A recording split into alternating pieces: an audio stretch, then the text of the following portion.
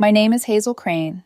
I'm 38 years old, and I didn't expect a single sentence over birthday cake to unravel an entire family business.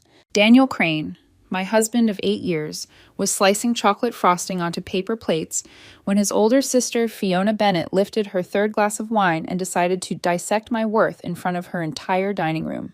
But I'm getting ahead of myself. Daniel and I have always been solid. Not flashy, not dramatic. We run our life like a well-balanced ledger, transparent, strategic, steady. He's 36. Thoughtful, the kind of man who listens more than he speaks. We built our marriage on teamwork. The only volatility has ever come from his family. Fiona Bennett, 41, thrives on appearances. She married Ethan Bennett, 43, who inherited his late father's textile import company. On the outside, they're aspirational leased Mercedes, filtered vacations designer everything. Online, their life gleams. 3 years ago, it nearly imploded. Overseas suppliers demanded upfront payments. Clients delayed invoices. Cash flow tightened like a fist around their throat. Contracts were about to be lost. Ethan was days away from defaulting. Daniel came to me that night tense. Hazel, they're going under. I remember staring at him over my laptop. How much? They need capital. Fast. I had just exited a tech startup. My payout wasn't billionaire-level dramatic, but it was strong. 6 figures, hard-earned. Against my instincts, I agreed to invest $180, 000 for a 30% stake. Contracts drafted. Attorneys involved.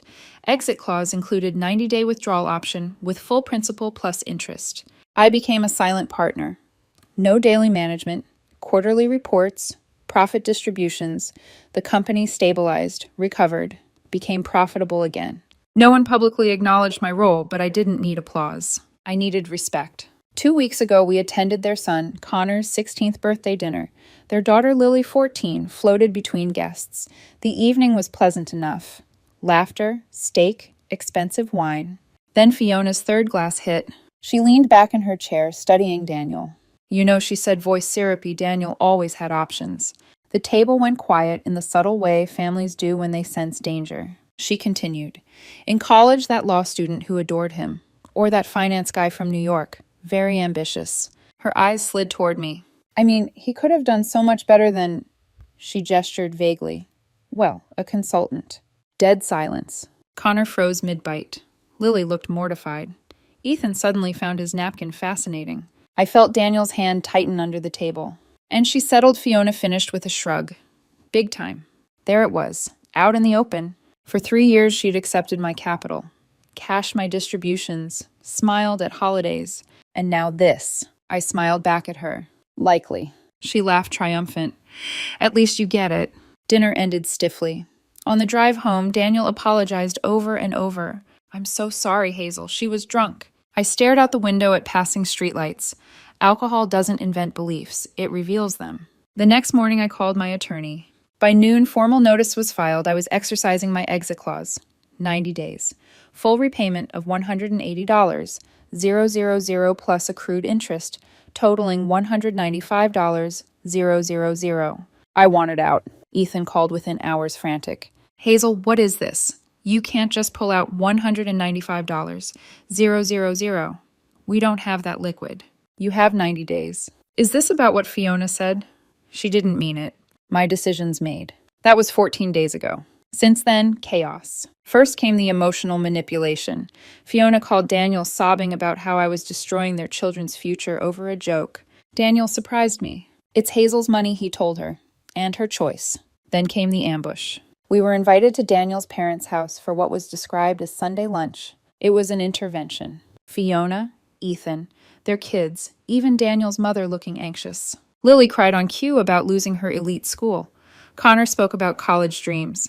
Ethan presented a spreadsheet detailing possible asset sales, including their house. I listened quietly. You should have considered that I said evenly before insulting your main investor. Fiona exploded. It was a joke. You're this fragile. What kind of woman ruins a family over hurt feelings? The kind who doesn't bankroll people who think she's lesser. That's when Ethan slipped. We've already applied for loans, he admitted. Banks won't touch us without stable capital. Translation without me. Fiona rolled her eyes. Fine, we don't need your money. Ethan's business survived before you. It'll survive after. Honestly, I'm tired of pretending you're some hero. Anyone could have written a check. You just got lucky with that startup. Daniel inhaled sharply. I didn't argue. I recorded. One-party consent state. After we left, I forwarded the audio file to my lawyer with a single message. Make this buyout ironclad. Public opinion soon turned theatrical. Fiona began posting cryptic quotes about betrayal and greed. Mutual acquaintances messaged me about being the bigger person. One of her book club friends even wrote, "Real women don't destroy families over words." I documented everything. 60 days remain. Yesterday I ran into Fiona at the supermarket. She marched toward me like a storm. You win, she snapped. Happy you're ruining my children's future because your pride got bruised. I'm reclaiming my legal investment. You're pathetic. This is why Daniel deserved better. And yet he chose me, I replied calmly. The pathetic consultant whose money you gladly accepted. She stormed off. The entitlement astonishes me. They genuinely believe my capital belongs to them permanently. Contracts say otherwise. 60 days to go. And this is only the beginning. 30 days later, the tone shifted from outrage to panic. With exactly 60 days left on the clock, Ethan began shopping partial stakes in the company to outside investors. Word travels quickly in business circles. It traveled to me faster. My 30% stake included a right of first refusal clause on any share sale.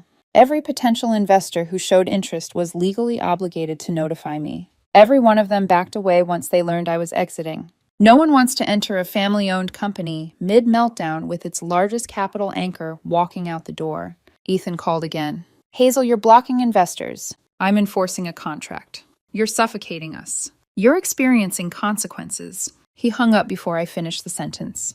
Then Fiona escalated.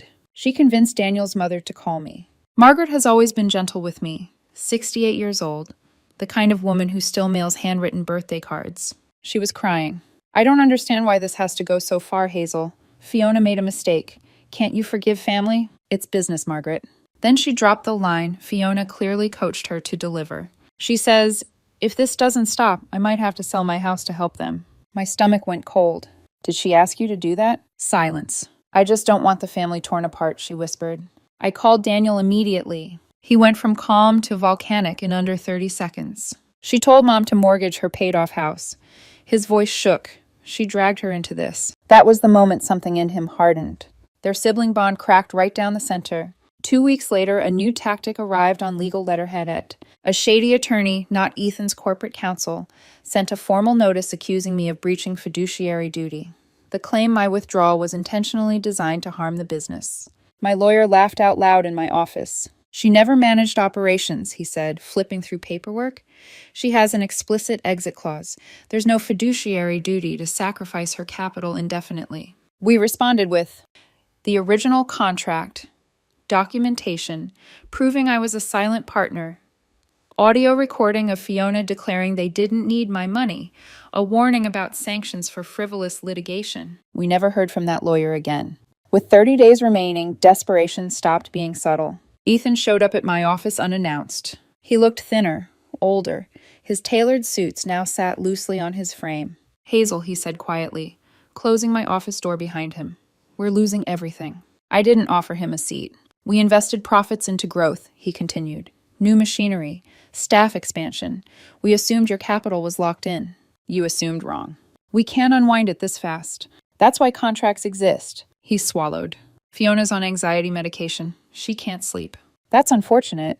We're family. Family doesn't publicly humiliate the person funding their survival. He stared at the floor. My kids. His voice broke. I can't provide for them. You had a profitable company, I said evenly. You chose how to run it. When he left, I almost felt something resembling sympathy. Almost. 8 days after that meeting, a thick envelope arrived at our house. A handwritten letter. 3 pages. From Fiona. She admitted jealousy, admitted she resented Daniel's stable marriage while she and Ethan scrambled to maintain appearances, admitted business stress had built up inside her. For a moment, it almost sounded real. Then I reached the final paragraph. I hope this apology helps you reconsider your decision. Not I'm sorry. Not I was wrong. Translation, please save us. It was never about remorse. It was about liquidity. Daniel read it over my shoulder. She still doesn't get it, he said quietly. No, she didn't. The deadline clock kept ticking. 8 days left. Then something happened I didn't expect. Mark Dalton, Ethan's business partner, 20% owner, requested a private meeting. Mark is observant, quiet, calculated. We met at a coffee shop 2 mornings ago. I'll be direct, he said. I want to buy your 30% stake. For what price? 200,000. 5,000 more than I'm owed. Why, I asked. He leaned forward. Because Ethan and Fiona have been bleeding this company dry. He showed me documents. Lavish business trips that were vacations. Fiona on payroll as a branding consultant with no deliverables. Company credit cards used for personal luxury purchases. They assumed your capital would always stabilize their mistakes, Mark said. Your exit created an opening. If I sell to you, I said slowly, you'd own 50%. Majority control. And Ethan becomes an employee. Cold. Efficient. Legal. I didn't answer immediately, but I drove home knowing something had shifted. 30 days ago, they feared paying me back. Now they risk losing everything entirely. Daniel listened carefully that night as I explained Mark's offer. What will you do? He asked. I stared at the ceiling for a long time before answering. I'm considering it. Outside, the clock keeps counting down. And they still don't know what's coming next. With 6 days left before the deadline, the pressure inside their world became visible. Ethan stopped calling me directly. Instead, suppliers began reaching out casually, asking whether I was truly exiting. Word spreads fast in industries built on credit and reputation. Once confidence wavers, it collapses like scaffolding pulled from under fresh concrete. Daniel's mother called again, not crying this time, just exhausted. They're saying banks are refusing extensions, she murmured. Suppliers want upfront payments again. That's because lenders evaluate stability, I replied gently. And right now, they look unstable. She didn't argue. For the first time, I sensed doubt in her voice, not toward me, but toward her daughter. 3 days later, Connor called. 16 years old. Polite. His voice trying very hard to sound older than it was. Aunt Hazel, he said quietly. I know Mom was wrong. I closed my laptop slowly. But can you give us more time? Like 6 months. Dad says if we had 6 months, we could turn it around. I pictured him sitting on his bed door, closed, probably afraid Fiona would overhear. Connor, I said carefully, your parents had 3 years to show basic respect and responsible planning. This will ruin my life. No, I replied softly. It will change it. There's a difference. Silence. I'll adapt, he said after a moment. Yes, I answered, you will. When I hung up, something in me ached. Not guilt. Just the understanding that adults' pride always spills onto children. That evening, Daniel asked me again about Mark's offer. You're not hesitating because you doubt yourself, he said quietly. You're hesitating because you know this ends them. I nodded. The original plan had been simple: withdraw, take my money back, walk away. But Mark's proposal rewrote the outcome. If I accepted his $200,000 buyout, he would control 50% of the board. With documented mismanagement in hand, he could legally restructure leadership. Ethan would lose his father's company, the symbol of his identity, the story he told himself about who he was. And Fiona would lose the illusion she curated so carefully. 2 days before the deadline, Ethan began calling nonstop again. 18 missed calls in one afternoon. Then texts. Then voice notes. Hazel, please. We've scraped together $140,000. Borrowed from friends. Maxed credit lines. Please just give us 6 months for the rest. I didn't respond. At 10:07 p.m. that night, the doorbell rang. Daniel looked at me. I already knew. We opened the door. Ethan stood there, shoulders slumped, holding a cashier's check. Fiona beside him, mascara smudged, but chin still lifted in defiance. This is everything, Ethan said, handing me the check. $140,000. We'll sign a promissory note for the remaining 55. 6 months. I didn't take it. My agreement with Mark closes tomorrow. Fiona's expression shifted instantly. And Mark. Our Mark, she demanded, turning toward Ethan. Ethan didn't meet her eyes. He offered to purchase my stake. For how much? She asked sharply. 200,000. Her face drained of color. You said Mark was with us, she hissed at her husband. Ethan's silence answered her. I finally spoke. You believed my money was guaranteed. Mark didn't. You're destroying us, Fiona whispered. No, I said calmly. I'm enforcing a contract. Ethan's hands trembled slightly as he lowered the check. We'll lose everything. You chose that risk when you decided respect was optional. Daniel stood beside me the entire time, steady and silent. Fiona's voice cracked for the first time. You're doing this because I embarrassed you. I'm doing this because you revealed what you think of me. That was the difference she never understood. They left without another word. The next morning I met Mark and my attorney. The transfer was smooth, efficient, cold. 30% for $200,000. Signed. Filed. Done. By noon, Mark called a board meeting.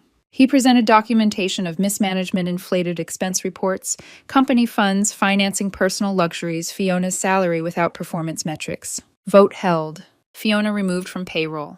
Ethan demoted to salaried employee without executive authority. The choice offered: remain under Mark's leadership or leave. Ethan chose to leave. Pride is expensive. Within a month, their house went on the market. It sold barely above their loan balance. The private school tuition stopped. The Mercedes disappeared. Without company income and with personal debt accumulated from lifestyle inflation, they filed Chapter 7 bankruptcy. 92 days after I exercised my exit clause. The collapse was personal, not corporate. Mark restructured and kept the company profitable. Leaner, more disciplined. Last week I ran into Ethan at a cafe. He looked 10 years older. Mark's changing everything he said quietly. Tech integration, cost cutting, profitable. Sounds like leadership, I replied. He stared into his coffee. We got what we deserved, he admitted finally. We took you for granted. You didn't forget to thank me, I said. You decided you didn't need to. He nodded. Fiona, I'm told, still posts about resilience and rediscovering true family. The comments are supportive from people who don't know the details. Those who do, they've gone silent. Connor reached out again last week, this time asking for help creating a savings plan. He's working part-time, determined. I agreed to mentor him. Fiona is furious. She can't stop him. Daniel and I sat on our balcony last night. The air was cool, calm. Any regrets, he asked. None. She once said you could have done better than me. He smiled softly. I did, he said. Respect costs nothing. Disrespect costs everything.